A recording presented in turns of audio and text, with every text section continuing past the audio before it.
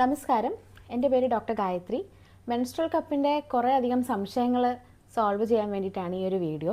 Menstrual cup എങ്ങനെ insert ചെയ്യാം, എങ്ങനെ റിമൂവ് ചെയ്യാം, ഇതിന് എന്തെങ്കിലും സൈഡ് എഫക്ട്സ് ഉണ്ടോ, മെൻസ്ട്രൽ കപ്പ് ആർക്കൊക്കെ ഉപയോഗിക്കാം, പിന്നെ വേറെ എന്തെങ്കിലും മിസ്കൺസെപ്ഷൻസ് അബൌട്ട് മെൻസ്ട്രൽ കപ്പിനെ പറ്റി നമുക്ക് ചർച്ച ചെയ്യാം.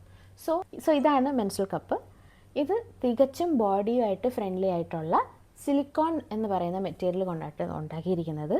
ഇതുകൊണ്ട് നമുക്ക് യാതൊരു സൈഡ് എഫക്റ്റും ഉണ്ടാവില്ല. ഇനി ഇതിൻ്റെ 3 സൈസ് അവൈലബിൾ ആണ്. ആദ്യമായിട്ട് ഉപയോഗിക്കുന്ന കുഞ്ഞു കുട്ടികൾക്ക്, അതായത് 13 വയസ്സ് തൊട്ടുള്ള കുട്ടികൾക്ക് വേണ്ടിയിട്ട് സ്മോൾ സൈസ് പറയുന്നത്, പിന്നെ ഒരു 18 വയസ്സിന് ശേഷമുള്ളവർക്ക് മീഡിയം സൈസും, ഒരു പ്രസവം കഴിഞ്ഞ് ഉള്ള സ്ത്രീകൾക്ക് വേണ്ടിയിട്ട് ലാർജ് സൈസും. ഇതിൻ്റെ കപ്പാസിറ്റി അതനുസരിച്ച് കുറച്ച് കൂടുന്നുണ്ട്. ഇനി ഈ മെൻസ്ട്രൽ കപ്പിൽ എന്തൊക്കെയാണുള്ളതെന്ന് പറയാം. ഇതിവിടെ കണ്ടോ, ആദ്യം ഒരു കട്ടിയുള്ള റിമ്മാണുള്ളത്, പിന്നെ ഇതിൻ്റെ ബോഡി, പിന്നെ ഈ താഴെ ഇവിടെ വരുന്ന ഈ ഒരു പാർട്ട് കണ്ടോ, ഇത് ബേസാണ്. ബേസ് ഈ ഒരു വട്ടം. ഇനി ഇവിടെ ഈ താഴെ വരുന്ന ഈ നീണ്ട ഒരു ഇത് കണ്ടോ, അതാണ് സ്റ്റെം. ഒരു കാര്യം നമ്മൾ പ്രത്യേകിച്ച് ഓർമ്മിച്ചിരിക്കേണ്ടതെന്ന് വെച്ചാൽ, ഒരിക്കലും ഈ സ്റ്റെമ്മിൽ കിടന്ന് വലിക്കരുത്. വയ്ക്കാൻ നേരത്തും റിമൂവ് ചെയ്യാൻ സമയത്തും ഈ സ്റ്റെമ്മിൽ ഒരിക്കലും പിടിച്ച് വലിക്കുകയേ ചെയ്യരുത്. കാരണം അതിൻ്റെ ഒരു സൈഡ് എഫക്റ്റ് ആയിട്ടാണ് ചിലർക്ക് യൂട്രൈൻ പ്രൊലാപ്സ് എന്നൊക്കെ കേട്ടിട്ടുണ്ടാവാം. അങ്ങനെ ഒരു ഇതുണ്ട്, യൂട്രൈൻ പ്രൊലാപ്സ് എന്ന് കേട്ടിട്ടുണ്ടാവാം. സോ അത് ഉണ്ടാവാനൊരു കാരണം ഇത് ശക്തിയായിട്ട് ഈ സ്റ്റെമ്മിൽ കിടന്ന് വലിക്കുന്നത് കൊണ്ട് മാത്രമാണ്. വേറെ ഒരു സേഫ്റ്റി ഇഷ്യൂസും ഈ ഒരു മെൻസ്ട്രൽ കപ്പ് കാരണം ഉണ്ടാവില്ല. ഇനി ഇത് എങ്ങനെയാണ് ഇൻസേർട്ട് ചെയ്യേണ്ടത്?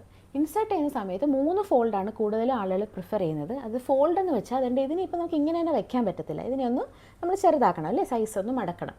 അപ്പോൾ ആദ്യത്തെ ഒരു ഫോൾഡ് എന്ന് പറയുന്നത് സി ഫോൾഡാണ്. അതായത് ജസ്റ്റ് ഇതിനെ ഒന്ന് പ്രസ് ചെയ്തിട്ട് ഇങ്ങനെ മടക്കും, പകുതിയായിട്ട് മടക്കും. ഇങ്ങനെ പ്രസ് ചെയ്തിട്ട് ഇങ്ങനെ ജസ്റ്റ് മടക്കും. മടക്കിയതിന് ശേഷം നമ്മളിപ്പോൾ ഇവിടെ എന്താ കാണുന്നത്, ഒരു യു അഥവാ ഒരു സി അല്ലേ, ഇതിനെയാണ് യു ഫോൾഡ് അഥവാ സി ഫോൾഡ് എന്ന് പറയുന്നത്. ഇതിനിങ്ങനെ പ്രസ് ചെയ്തിട്ട് നമ്മുടെ ഈ തള്ളവിരലും ഇൻഡെക്സ് ഫിംഗറും ആയിരിക്കണം ഇതിനെ പിടിക്കേണ്ടത്. എവിടെ? ബേസിൽ വേണം ഇതിനെ പിടിക്കാനായിട്ട്, അല്ലാതെ സ്റ്റെമ്മിലല്ല.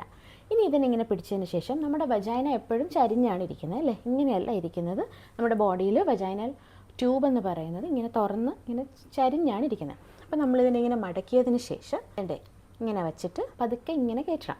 അപ്പോൾ എങ്ങനെ നമുക്ക് ആദ്യമായിട്ട് ഉപയോഗിക്കുമ്പോൾ ഭയങ്കര ടെൻഷൻ ആയിരിക്കും, അല്ലേ, ഇത് പേടിയുണ്ട്, പിന്നെ ഇത് സ്റ്റക്കായി പോകുമോ, അല്ലേ, പിന്നെ നമുക്കിത് എടുക്കാൻ പറ്റുമല്ലോ, ഇത് അകത്തോട്ട് കയറി പോവുക, അങ്ങനെയുള്ള പേടിയൊന്നും വേണ്ട. ഉണ്ടെങ്കിൽ തന്നെ അത് നോർമലാണ്. അപ്പോൾ നമുക്ക് ഒരു കംഫർട്ടബിൾ ആയിട്ടുള്ളൊരു പൊസിഷൻ കണ്ടുപിടിക്കണം, അല്ലേ. ചിലർക്ക് നിന്നിട്ട് ചെയ്യുന്നതായിരിക്കും എളുപ്പം, ചിലർക്ക് ഇരുന്നിട്ട് ചെയ്യുന്നതായിരിക്കും. നിന്നിട്ട് ചെയ്യുക എങ്ങനെയാണെന്ന് വെച്ചാൽ, ബക്കറ്റിൻ്റെ മുകളിൽ ഒരു കാലെടുത്ത് പൊക്കി വയ്ക്കുക, എന്നിട്ട് മറ്റേ കാലം കുറച്ച് അകത്തി വയ്ക്കുക. അപ്പോൾ തന്നെ ഒരു സ്പേസ് അവിടെ കിട്ടും. ഇനി നല്ല പോലെ ഒന്ന് റിലാക്സ് ചെയ്തൊരു ശ്വാസം ഇൻഹെയിൽ ചെയ്യുക. ഓക്കെ, എക്സെയിൽ ചെയ്യുക, ഒന്നുകൂടെ ഇൻഹെയിൽ ചെയ്യുക. ഈ റിലാക്സേഷൻ എന്തിനാണ് പറയുന്നത്, റിലാക്സേഷൻ മെക്കാനിസംസ് എന്തിനാണ് പറയുന്നത്? ഒന്ന്, നിങ്ങളൊന്ന് കം ഡൗൺ ആവാനും, രണ്ടാമത്തത് ഈ ഇൻഹെയിൽ ചെയ്യുമ്പോഴത്തേക്കും നമ്മുടെ അബ്ഡോമിനൽ മസിൽസ് കുറച്ചുകൂടെ അവിടെ ഒരു വാക്വം ക്രിയേറ്റ് ചെയ്യും. അപ്പോൾ നമ്മളിത് വയ്ക്കുമ്പോൾ തന്നെ ഇതിനകത്തോട്ട് വലിയാനുള്ള ഒരു ടെൻഡൻസി ഉണ്ടാവും. അതിന് വേണ്ടിയിട്ടാണ്. ഇനി നമ്മളിത് മടക്കി, സി ഫോൾഡുകാരാണെങ്കിൽ ഇങ്ങനെ മടക്കാം. ചിലർ പഞ്ച് ഡൗൺ മെത്തേഡ് വെച്ചിട്ടായിരിക്കും മടക്കുന്നത്. അതായത് ഇങ്ങനെ ഇരിക്കുന്ന മെൻസ്ട്രൽ കപ്പിൻ്റെ അതായത് ഒരു ഭാഗത്തിന് താഴോട്ടും ഉള്ളിലോട്ടും ഇങ്ങനെ മടക്കും. അപ്പോൾ അതൊരു ഒരു പെറ്റൽ പോലെ ഇരിക്കുന്നത്, അല്ലേ. ഇതിനാണ് പഞ്ച് ഡൗൺ മെത്തേഡ് എന്ന് പറയുന്നത്. എന്നിട്ട് ഇതിനെ വീണ്ടും ഇങ്ങനെ വെച്ചിട്ടാണ് കയറ്റുന്നത്. ചിലർ 7 ഫോൾഡ് എന്ന് പറയാറുണ്ട്. അതായത് ഇങ്ങനെ ഇരിക്കുന്ന ഒരു മെൻസ്ട്രൽ കപ്പിനെ ഇങ്ങനെ പ്രസ് ചെയ്തിട്ട് ഈ ഒരു അറ്റം ഉണ്ടല്ലോ, ഇതിന് ഡയഗണൽ ഓപ്പോസിറ്റ് ആയിട്ടുള്ള മറ്റേ അറ്റത്തോട്ട് ചേർത്ത് വയ്ക്കും. ഇപ്പോൾ ഒരു 7 പോലെ തോന്നില്ലേ. ഇനി ഇതിനെ ഇങ്ങനെ പിടിച്ച് ഇങ്ങോട്ട് കയറ്റുക. ഇത് ഏതാ കംഫർട്ടബിൾ എന്ന് നമ്മൾ ഉപയോഗിച്ച് വരുമ്പോഴേ നമുക്ക് അറിയാൻ പറ്റുള്ളൂ. പിന്നെ ആദ്യമായിട്ട് നമ്മൾ ഓരോ കാര്യങ്ങൾ ചെയ്യുമ്പോൾ നമുക്ക് പേടിയുണ്ടല്ലേ, അത് ചെയ്ത് വരുമ്പോഴാണ് ആ ശീലമായതും ആ പേടി മാറ്റാൻ നമുക്ക് പറ്റുന്നത്. അതുപോലെ തന്നെ ഈ മെൻസ്ട്രൽ കപ്പിൻ്റെ കാര്യമുള്ളൂ. ഇനി നമ്മൾ പേടിയെല്ലാം മാറ്റി നമ്മൾ പീരീഡ്സ് ആവുന്ന സമയത്ത് വേണം ഇതൊന്ന് ട്രൈ ചെയ്ത് നോക്കാൻ. അല്ലാത്ത സമയം നമ്മുടെ genital area will be very dry, ഉണങ്ങിയിരിക്കുകയായിരിക്കും. അപ്പോൾ ഇത് ചെയ്തിട്ട് കാര്യമില്ല, കാരണം നമുക്കത് വേദന മാത്രമേ ഉണ്ടാക്കുകയുള്ളൂ. പിന്നെ ഇതിന് വേണ്ടിയിട്ട് പ്രത്യേകിച്ച് ലൂബ്രിക്കൻസ് ഒന്നും ഉപയോഗിക്കേണ്ട ആവശ്യമില്ല.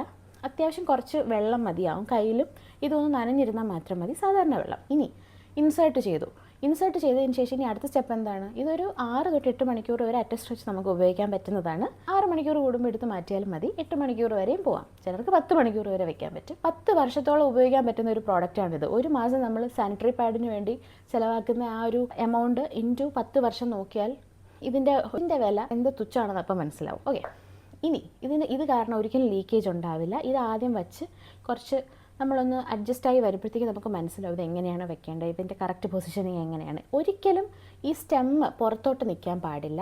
അതായത് നമ്മുടെ വജൈനൽ ഏരിയയിൽ 2 വൾവൽ ലിപ്സ് ഉണ്ടല്ലോ അതിൻ്റെ ഇടയിൽ ഒരിക്കലും ഇത് ടച്ച് ചെയ്യാൻ പാടില്ല. അത് ടച്ച് ചെയ്യുന്നുണ്ടെങ്കിൽ അതിൻ്റെ നമ്മൾ വെച്ചത് ശരിയല്ല എന്ന് മനസ്സിലാക്കണം. ഒന്നുകൂടെ താഴോട്ട് എടുത്തിട്ട് പുറത്തൂടെ അകത്തോട്ട് കയറ്റി വെക്കണം.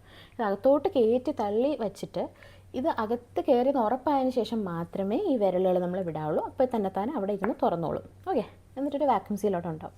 ഇനി ഇതിന് ശേഷം നമ്മൾ റിമൂവ് ചെയ്യുന്ന സമയത്ത് പതുക്കെ നമ്മുടെ ഈ രണ്ട് വിരൽ നമ്മുടെ വജാനൽ ഓപ്പണിൽ ഇട്ട് നോക്കുക. അപ്പോഴത്തേക്ക് ആദ്യമായിട്ടൊക്കെ ചെയ്യുമ്പോൾ നമ്മൾ ടെൻഷൻ അടിച്ചത് കാരണം ഇത് നമുക്ക് തപ്പിയാലും ഇത് ഈ സ്റ്റെം കണ്ടുപിടിക്കാൻ പറ്റത്തില്ല. നമ്മളപ്പോൾ പേടിക്കേണ്ട ആവശ്യമൊന്നുമില്ല. ഇതൊരിക്കലും അകത്തോട്ട് കയറി സ്റ്റക്കായി പോവില്ല. It will always be there in the cervix. അപ്പം നമ്മൾ ജസ്റ്റ് നമ്മുടെ കൈ വജൈനയിൽ കൂടെ ഇട്ട് ഒന്ന് തപ്പി നോക്കിയാൽ മാത്രം മതി. യു വിൽ ഗെറ്റ് ഈ ഒരു സ്റ്റെമ്മിൻ്റെ ഭാഗം. ഉടനെ ഇതിൽ പിടിച്ച് വലിക്കരുത്. കുറച്ചുകൂടെ ഈ രണ്ട് വിരലും കൂടെ മുകളിലോട്ട് കയറ്റി ബേസിൽ പിടിക്കാം. ഈ ബേസിൽ പിടിച്ച് ഉടനെ വലിക്കരുത്. ആദ്യം ഒന്ന് പിഞ്ച് ചെയ്യണം. ഇതിനെ ഒന്ന് അമർത്തണം കേട്ടോ. ഇതിനെ ഒന്ന് പിഞ്ച് ചെയ്യുന്നത് എന്താണെന്ന് വെച്ചാൽ ഇങ്ങനെ പിഞ്ച് ചെയ്യുമ്പോൾ ഇവിടെ ഒരു വാക്വം സീൽ ഉണ്ടായിരുന്നു. നമ്മുടെ ആ വജൈനേൻ്റെ അകത്താണ് ഇതിങ്ങനെ ഇങ്ങനെ ഫിക്സ് ആയിട്ട്. ഇതൊന്ന് പിഞ്ച് ചെയ്യുമ്പോൾ ഇവിടുത്തെ ആ വാക്വം സീൽ കട്ടാവും. എന്നിട്ട് വേണം നമ്മൾ പതുക്കെ ഇതിനെ എടുക്കാൻ. അപ്പോൾ ചിലർ ചോദിക്കാറുണ്ട് ഇതെടുക്കുമ്പം ഇത് സ്പില്ലാവില്ലേ എന്ന്.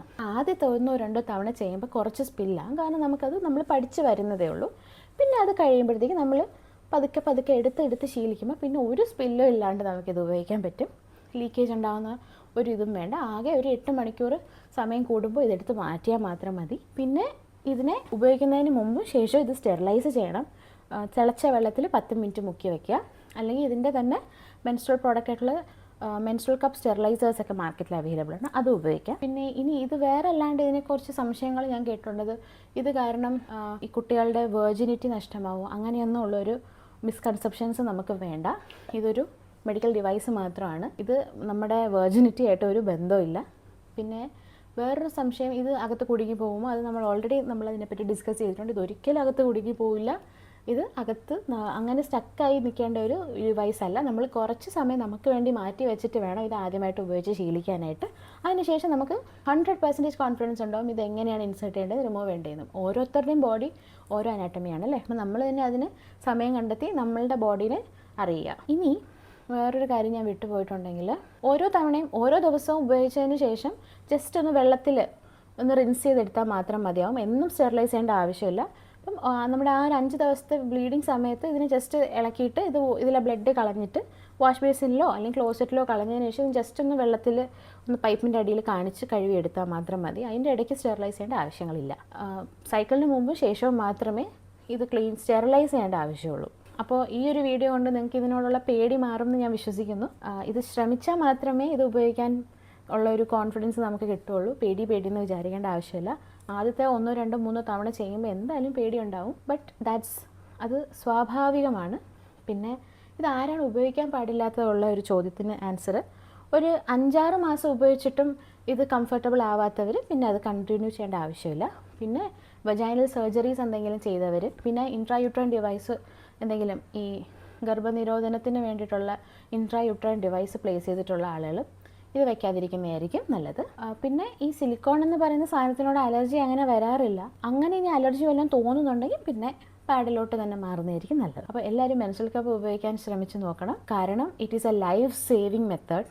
ഇത് വച്ചതിന് ശേഷം നമ്മുടെ ആ ഒരു മെൻസ്ട്രൽ വീക്കിലുള്ള ആ ഒരു ഫ്രസ്ട്രേഷൻ ഇറിറ്റേഷൻ കുറേയൊക്കെ മാറിക്കിട്ടും. നമുക്ക് ചില സമയം പീരീഡ്സ് ആണോ എന്ന് പോലും നമുക്ക് സംശയം ഉണ്ടാവും. കാരണം അത്രയ്ക്ക് ക്ലീനാണ് നമ്മുടെ ബോഡി ആ സമയത്ത്.